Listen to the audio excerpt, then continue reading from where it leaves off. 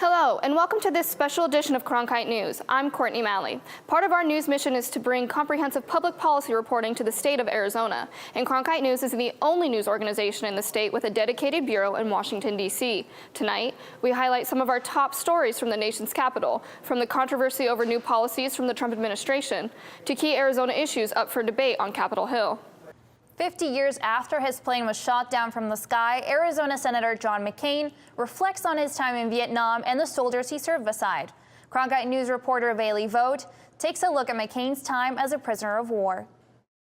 One of the great things about being a fighter pilot is you're sure that everybody else is going to get shot down, but not you. But it was John McCain who was shot down 50 years ago today while flying his 23rd bombing mission over North Vietnam.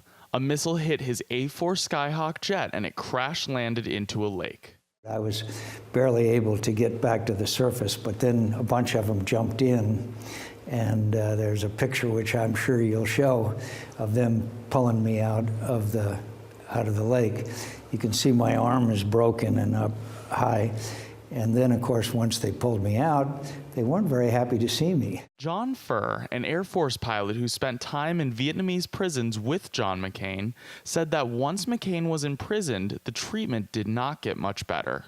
He was brutally treated. They took advantage of his poor physical condition to exert some great pain on him beyond that, those wounds. McCain spent over 5 years in Vietnamese captivity, much of which was solitary confinement.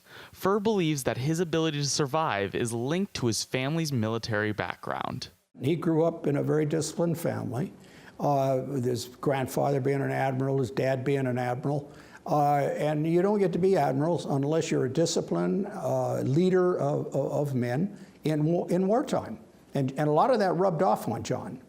He understood what it was to be disciplined and to be resolute in resisting exploitation by the North Vietnamese. McCain has taken that resolution from the experience and shaped how he has handled his tenure as a senator, said Senate Minority Leader Chuck Schumer. I think the courage that John McCain showed as a POW, he shows every day in Congress. He's a man who will speak truth to power. He did to the North Vietnamese, and he does it here, day in, day out. This resonates with Furr, who said that the perfect representation of McCain's time in politics was something he would say within the walls of that Hanoi prison. John always used to tell me, if you're going to serve in the public interest, he says, serve a cause greater than your own self-interest. And I think that encapsulates pretty much the key to his, I think, successful survivability in Washington and Washington politics. In Washington, Bailey Vogt, Cronkite News.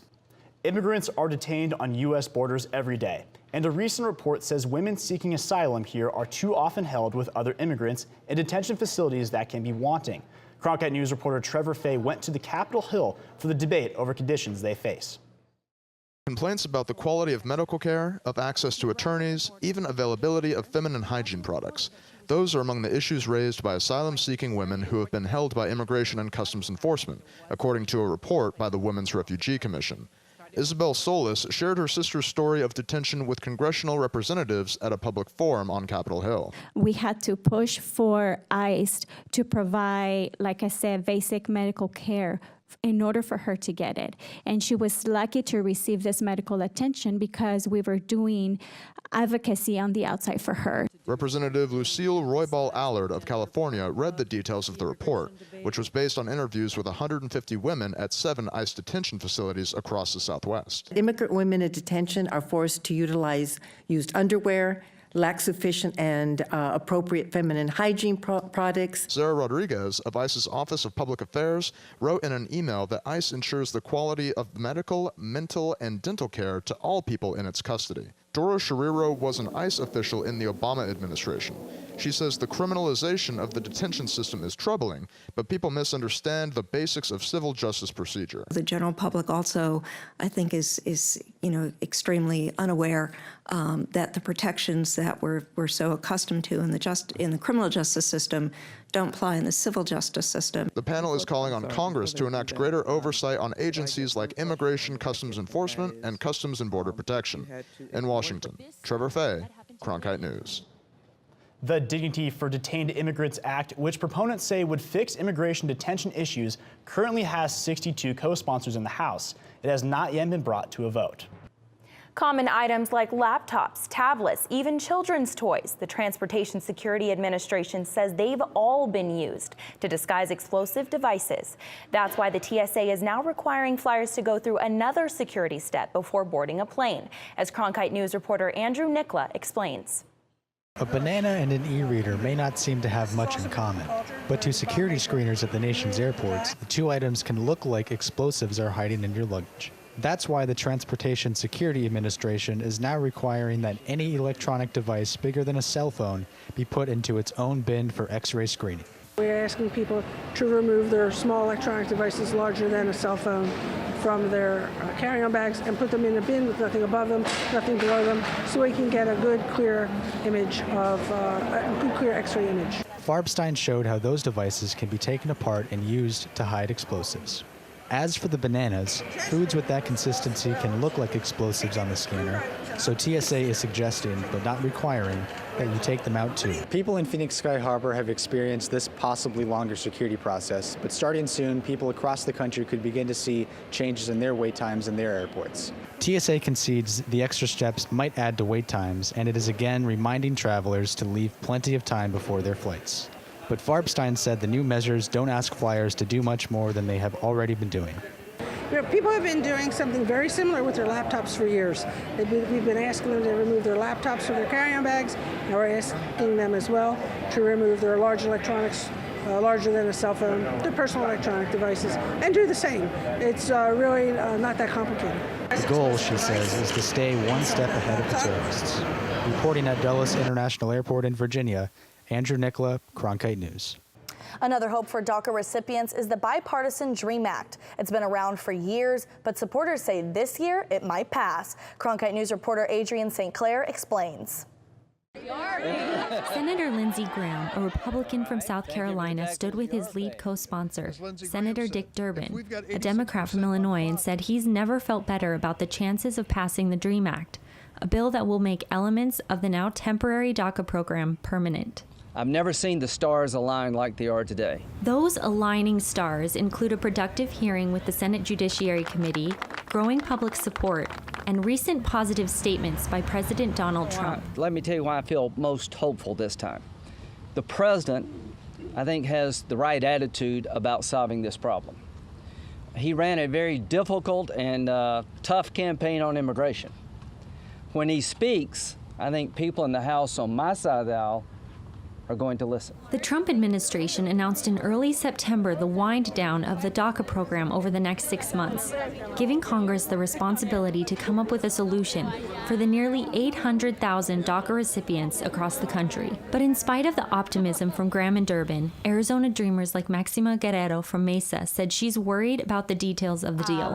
What will come at the expense of my pathway to legalization. And Gilbert resident Jose Patino is concerned about a gridlock with a lot of talk and no action.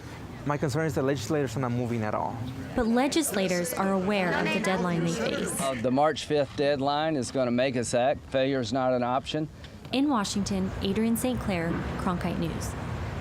A DACA recipient who works in a Phoenix high school joined a handful of teachers from around the country today to lobby Congress. Cronkite News reporter Fraser Allen Best is live in our Washington newsroom with the details. Fraser? Teachers came from around the country today to lobby Congress to preserve DACA, or Deferred Action for Childhood Arrivals. That's a program that protects undocumented students from deportation if they entered the country as children. Advocates specifically pushed Congress to act before the March deadline, when the program is set to expire, leaving all those undocumented recipients of DACA unprotected.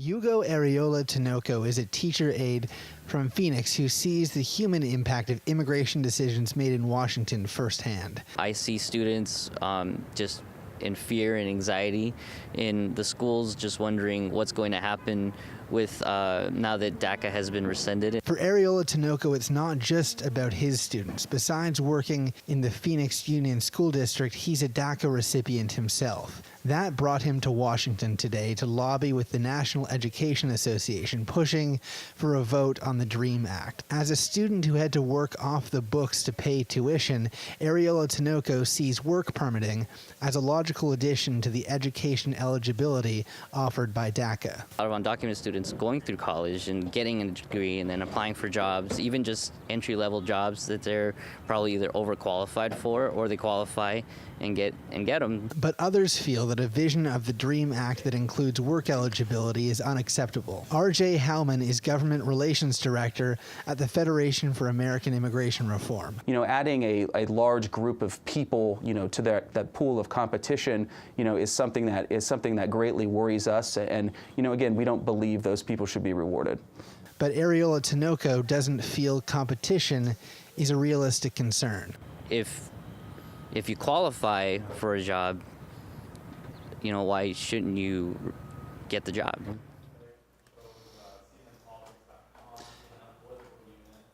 In addition to House and Senate versions of the DREAM Act, there are at least 3 other bills aimed at DACA recipients. Now, none of those have yet come up for a hearing, and the clock is ticking. In Washington, Fraser Allen Best, Cronkite News. Leaders from the White Mountain Apache Tribe of Arizona are in Washington today to renew their pitch for a project that would ensure safe drinking water on tribal land. Cronkite News reporter Fraser Allen Best was there for the hearing this morning. It's just 17 words on paper, but to Casey Velasquez, it represents a dream he has for his tribe. One day, I like to see a young kid turn on the faucet from their kitchen and drink clean water. That hope brought Velasquez to Washington today to talk about the water project his tribe needs to replace its current water supply, which is tainted with naturally occurring arsenic. The project has been underway for 7 years, but for it to continue, the tribe needs a slight tweak to the law. Though the hearing is only to clarify a small change in funding, it's an important opportunity for the tribe to reiterate the importance of the new water system. The tribe wants clarification that federal funds for the project can be used to cover new, unforeseen repair costs. These costs arose when the dam central to the water project developed cracks. Velasquez assured members of the House Natural Resources Committee that the change would be revenue neutral. This is not the first time the tribe has asked for the change, but Velasquez is determined to see the project through. I'm very optimistic at this time, and that's where unity is important, where we're working very hard with the state of Arizona, the federal government, the Bureau of Reclamation, White Mountain Apache Tribe, the counties, and particularly coming here and testifying is very imperative also. In Washington, Fraser Allen Best, Cronkite News. An identical bill passed the Senate in the last Congress, only to die in a House committee. The bill under consideration now has already passed the Senate, where it was sponsored by Arizona Senators John McCain and Jeff Flake. As journalists at Cronkite News, we report on stories that matter to you by focusing on the local impact. We dig deeper and work tirelessly to keep you informed. Live in Wickenburg. Live in Los Angeles. In Cleveland. In Washington. In Louisville. From Jerusalem. Live in Philadelphia. From around the nation to right here in Phoenix. At Cronkite News, we report the facts and stick to the truth.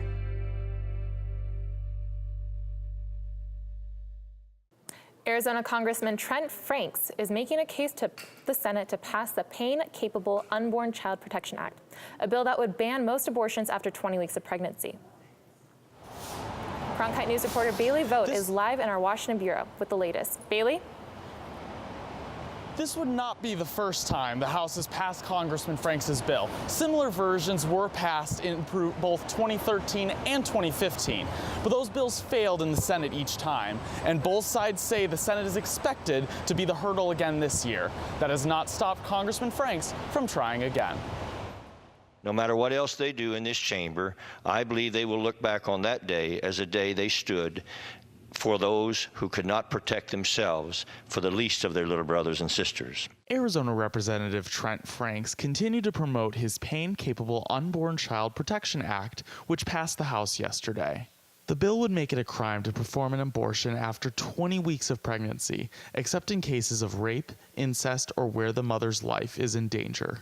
This, for the first time, would say there is a line in the sand after 20 weeks that we're not going to go past, and we will actually protect an entire class of unborn babies. This would actually impact about 18,000 lives a year. Mallory Quigley of the pro-life Susan B. Anthony list said that this bill would be the first to force a time limit. The bill's supporters claim that 20 weeks is the point at which a fetus can feel pain. This is really something that speaks to loving both the mother and the child, and that message really does resonate with women across the country. Kaylee Hansen-Long of NARAL Pro-Choice America says that far from helping women, the bill would control their choices on what's best for them. What will happen if this bill passes is that women who face these situations will not have options to decide what to do with their bodies, about their health, and the future of their families. Long says that's a decision that should be left to women and hopes the Senate agrees with her. This is something that politicians in Washington who believe they know what's best for a woman, but they believe they know better than a woman herself what she should do about her health care. As in years past, the bill faces an uphill fight in the Senate, where supporters will need to get a 60-vote majority to force the measure to the floor. One thing is different this year, though. The President Donald Trump has promised to sign this bill if it reaches his desk. In Washington, Bailey Vogt, Cronkite News. Senate Bill 204, dubbed the Right to Try Act of 2017, would allow terminally ill patients to use drugs not yet approved by the FDA. Cronkite News reporter Trevor Fay went to Capitol Hill, where Arizona Congressman Andy Biggs testified on the issue.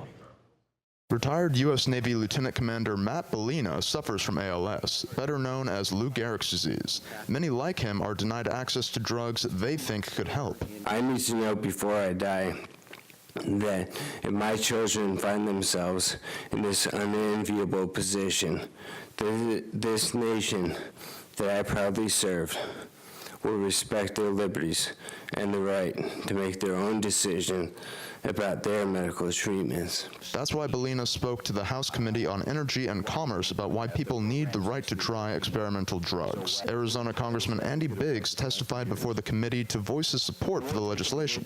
You have to think about this. We're allowing patients to prolong their lives potentially, and they're going to use these types of medications or modalities in ways that will provide additional information. Opponents of Right to Try, like Kenneth Mock of Cognition Therapeutics Incorporated, say it could do patients harm, not good. No ethical company that I know of would ever release an experimental medicine outside the FDA's regulatory process. A basic mantra is that all drugs have side effects, and cutting scientific corners creates unbounded risks. Biggs says he expects more to be done by the House Energy and Commerce Committee to get this legislation to a vote. In Washington, Trevor Fay, Cronkite News. There have been more than 3,200 possible opioid overdoses in Arizona and 426 deaths just since June. That's when Governor Doug Ducey declared a public health emergency in the state and when Washington may follow suit. Cronkite News reporter Fraser Allen Best has more from the Capitol. President Donald Trump said in August that the administration is working on a plan to deal with the opioid crisis. We're going to draw it up and we're going to make it a national emergency. It is a serious problem, the likes of which we have never had. Trump said yesterday that the plan could come next week when he plans to declare the opioid epidemic a public health emergency. Whatever form the plan takes, experts said yesterday that solutions will have to involve a change in how the justice system views addicts. It was in the early evening here at the National Academy of Sciences that the Surgeon General of the United States sat down with policymakers and other health advisors to discuss possible solutions to the growing and and pressing problem of the opioid epidemic. The panel discussed the need for changes that extend beyond the scope of the health department. In conversation with Stephen Leifman, former special advisor on mental health for the Supreme Court, Surgeon General Jerome Adams told a personal story about the crisis. I've dealt with addiction. I have a brother who's in prison right now because he has untreated mental health problems, which turned into untreated substance use disorder, which turned into a prison sentence. In fact, people with mental illnesses and co-occurring disorders are 9 times more likely to be incarcerated than hospitalized. Trump's plans could be derailed by today's announcement that Pennsylvania Congressman Tom Marino has taken himself out of the running to be the White House's drug czar. Marino's decision follows a Washington Post 60 Minutes report that he was the driving force behind legislation that made it harder for the Drug Enforcement Administration to crack down on the easy supply of opioids. He was very gracious, I have to say that. He didn't want to have even the perception of a conflict of interest with drug companies or, frankly, insurance companies. Whenever the changes come, the Surgeon General says the key challenge will be meshing health and criminal justice into a complete solution. I think we've got to bring the law enforcement community, the business community, and the public health community together because, quite frankly, we've all been living in our silos. In Washington, Fraser Allen Best, Cronkite News. While the president said he would unveil his plan next week, no date has been set, and the White House has not released any details on what that plan might include. An estimated 500 people undergo amputations every day. But what happens when they can't get the prosthetics they need? Cronkite News reporter Trevor Fay spoke with amputees about their experiences getting prosthetic limbs. Chris and Peggy are complete strangers, but they have 2 things in common. They both have amputated legs, and they both had to fight to get good prosthetics. I advocate and I fight so that someday it doesn't always have to be a battle, but I have to fight and scrap and claw for absolutely every prosthetic need that I have. Peggy was told it would be cheaper for her to be on drugs and crutches than receive a prosthetic limb. That's because insurance companies and Medicare providers don't want to pay for computerized limbs. Chris's experience wasn't much better. He says he needed an upgraded leg after about 1.5 years of having a basic prosthetic. Financially, that was a burden. It was actually an issue where I had to get lawyers involved to convince the insurance companies that it was best for me. There are an estimated 185,000 amputations in the United States every year, with over 3,000 of those coming from Arizona. Dr. Surin Matke of the Rand Corporation says diseases like cancer take urgency away from funding advanced prosthetics. We are not willing to spend the same amount of money for reducing heart attacks, and we are certainly not willing to spend the same amount of money to improve an amputee's life. Major health insurance providers and Medicare companies did not respond to requests for comment. In Washington, Trevor Fay, Cronkite News. According to the Amputee Coalition, Arizona has seen a 76% increase in amputations between 1997 and 2013. Mainly to diabetes. What's in your wallet? It's a familiar slogan for a credit card, but we may soon be asking what's on your phone or your smartwatch. That idea of a cashless society was the focus of a panel in Washington today that featured government officials, business executives, and one lawmaker from Arizona. Cronkite News reporter Bailey Vogt joins us live from our Washington bureau. Bailey? A world where your credit card can be controlled by the ring on your finger. It may sound far-fetched, but that technology is already here. And Arizona Congresswoman Kyrsten Sinema, for one, says she's ready. I want that ring. I want the payment ring. I will pay for market value, but I want the payment ring. Like, as soon as I learned about it, I was like, this is amazing. When can I have it? Do you have it in rose gold? Sinema was part of a panel in Washington today talking about the idea of a cashless society, what a world with only electronic payment might be like, and what needs to be done to get there. The private sector can't get there alone, said panel member Ellen Ritchie, Visa's vice chairman of risk and public policy. Government has a big role to play in promoting a cashless society and realizing all those benefits, and particularly national governments. And Representative Sinema has been a true leader in the move towards supporting electronic payments in the U.S. Congress. Ritchie said going fully electronic could have financial benefits for governments, businesses, and consumers, but that people have to be willing to adopt the technology first. Sinema says that while younger generations are already moving towards a cashless life, older Americans' reservations about not using physical currency is slowing the transition. Gen Xers and younger are really interested and excited about a cashless society, and folks who are, more experienced perhaps than Gen X, baby boomers and older are wary. Sinema, who claims to live a cashless life herself, says that the federal government needs to put better security systems into place before a fully electronic system would work. So we have a lot of work to do to help, one, consumers feel safe and secure about moving to a cashless society, and building in the structures we need to build to provide for that protection of privacy and for the protection of folks' data and resources. While the notion of a cashless society is attractive to some, the idea also has its critics, including those who say the big winners in such a system would be companies like Visa that are managing the money. Reporting live in Washington, Bailey Vogt, Cronkite News. Tonight, we're hoping to end on a lighter note from the nation's capital. Trevor Fay reports on a battle of paws over politics. His is a classic rags to riches story. Born in tough conditions, now he's on Capitol Hill where he's running in an election. But this is not your ordinary politician. Meet Boomer, Arizona Congresswoman Martha McSally's golden retriever. McSally put him in the running for Cutest Pet on Capitol Hill, and it's not hard to see why. He's amazing, honestly. I mean, anybody who has an animal knows the human-animal bond and what they do for you, just for your, your emotional support and, the unconditional love. Boomer may be cute, but he has a naughty side. McSally says he has a habit of burying clothes in the yard.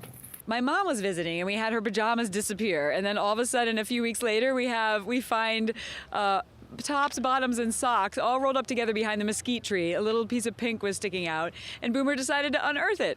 But McSally says she is able to forgive these shenanigans out of love for her special companion. I'm just grateful to have Boomer in my life.